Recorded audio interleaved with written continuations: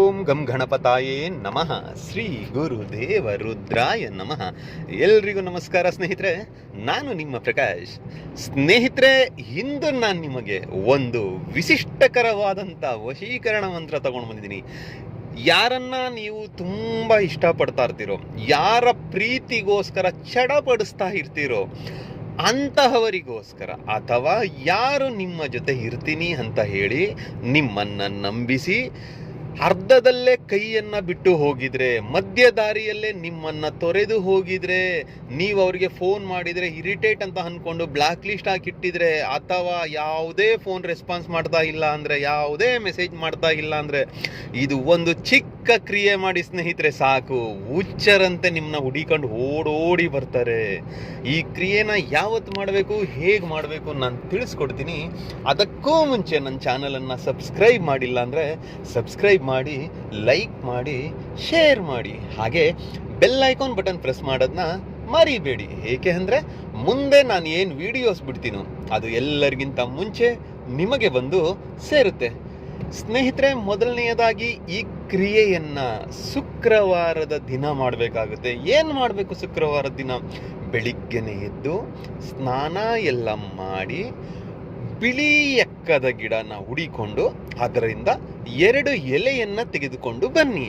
2 ಎಲೆಯನ್ನ ತೆಗೆದುಕೊಂಡು ಬಂದು ಅದನ್ನ ಶುಭ್ರವಾಗಿ ಅಂದರೆ ಸ್ವಚ್ಛವಾಗಿ ನೀರಿನಿಂದ ತೊಳೆದು ಬಿಡಿ. ತೊಳೆದು ಅದನ್ನ ಬಟ್ಟೆಯಲ್ಲಿ ಒರೆಸ್ಕೊಂಡು ಉತ್ತರ ದಿಕ್ಕಿಗೆ ಮುಖ ಮಾಡಿ ಕುಳಿತುಕೊಳ್ಳಿ. ಅಂದರೆ ಕೆಳಗಡೆ ಯಾವುದಾದ್ರೂ ಒಂದು ಆಸನ ಅಂದರೆ ಬಟ್ಟೆ ಹಾಕೊಳ್ಳಿ, ಎಲ್ಲೋ ಅಥವಾ ಬಿಳಿಯ ಬಟ್ಟೆ ಹಾಕೊಂಡು ಕುಳಿತುಕೊಂಡು ಆ ಎಕ್ಕದ ಗಿಡದ ಎಲೆಯ ಮೇಲೆ ಮೊದಲಿಗೆ ಸ್ವಸ್ತಿಕ್ ಚಿಹ್ನೆಯನ್ನು ಬರೆಯಿರಿ. 2 ಎಲೆಯ ಮೇಲೆ ಸ್ವಸ್ತಿಕ್ ಚಿಹ್ನೆ ಬರೆದು ಕೆಳಗಡೆ ನಿಮ್ಮ ಹೆಸರು ಪ್ಲಸ್ ಚಿಹ್ನೆ ಹಾಕಿ ಅವರ ಹೆಸರು 2ರಲ್ಲೂ ಬರೆದು 2ನ್ನೂ ನಿಮ್ಮ ಬಲಗೈಯಲ್ಲಿ ಹಿಡಿದುಕೊಂಡು ಯಾರ ಪ್ರೀತಿಗೋಸ್ಕರ ಹಂಬಲಿಸ್ತಾ ಇರೋ ಅಂಥವರನ್ನ ಮನಸ್ಸಿನಲ್ಲೇ ನೆನೆಸಿಕೊಳ್ತಾ ಅವರ ಕಣ್ಣಿನ ತುಂಬ, ನಿಮ್ಮ ಕಣ್ಣಿನ ತುಂಬ ಅವರ ಚಿತ್ತ ಇರಬೇಕು, ಅವರ ಭಾವ ಇರಬೇಕು. ಅವರ ಫೋಟೋ ಏನಾದರೂ ಇದ್ರೆ ಆ ಫೋಟೋವನ್ನು ನೋಡಿಕೊಳ್ತಾ ಇವಾಗ ಕೊಡೋ ಮಂತ್ರವನ್ನು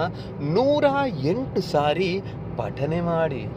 108 ಸಾರಿ ಪಠನೆ ಮಾಡಿ ಮುಗಿದ ಮೇಲೆ ಅರ್ಧ ಲೀಟರ್ ಅಥವಾ 1/4 ಲೀಟರ್ ಹಾಲನ್ನು ತಂದು ಒಂದು ಗ್ಲಾಸಿನಲ್ಲೋ ಅಥವಾ ಒಂದು ಬಟ್ಟಲಿನಲ್ಲೋ ಇಟ್ಕೊಂಡು ಅದು ಮುಗಿದ ಮೇಲೆ ಅದನ್ನು ಆ ಬಟ್ಟಲಿನ ಒಳಗಡೆ ಇಟ್ಟುಬಿಡಿ. ಎಕ್ಕದ ಎಲೆಯನ್ನು ಒಂದು ದಿನ ಪೂರ್ತಿ ಇಟ್ಬಿಡಿ.